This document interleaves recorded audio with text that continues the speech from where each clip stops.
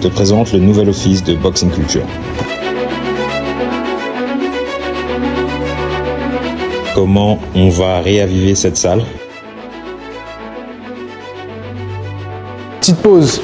Ok les gars, j'ai moins d'un mois pour raviver une salle de boxe abandonnée et devenir le manager de la salle avant que mon visa se termine. Tu penses que c'est un gros défi? Moi aussi. Mais si tu t'abonnes, tu vas pouvoir suivre l'aventure et ce projet qu'on a construit avec Fred et Martin Snow du Trinity Boxing Club.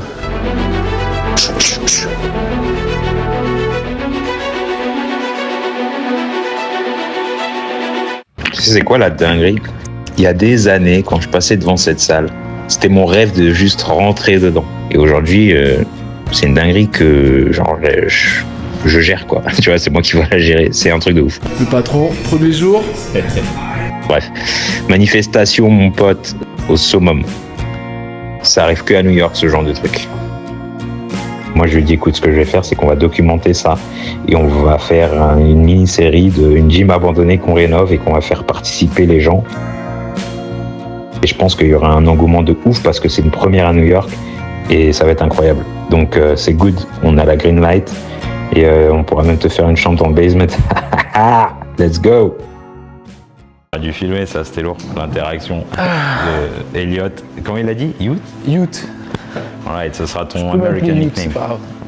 Elliot, aka Youth.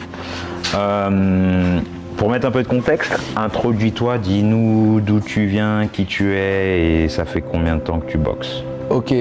Alors moi je viens de Toulouse, dans le sud de la France. Je m'appelle Elliot Viette, j'ai 23 ans.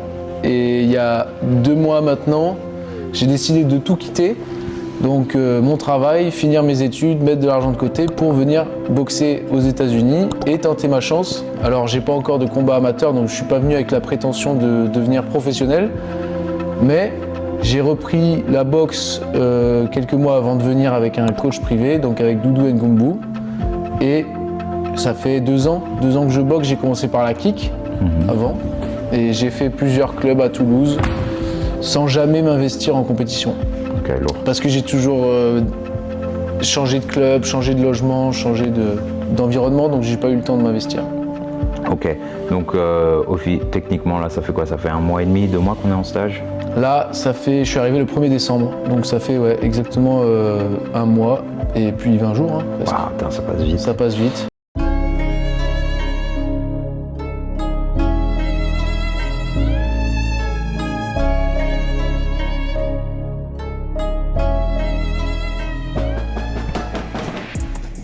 Ok, let's go.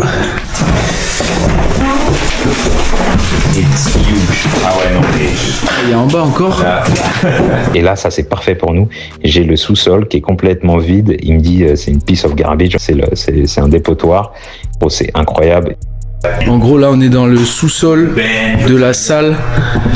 Au-dessus, il y a la gym qui est en bon état où on peut boxer, s'entraîner. Et juste en dessous, là, on est au premier sous-sol, on va dire. Il y a une surface. Tu peux faire une salle de gym, de boxe sur 3 étages.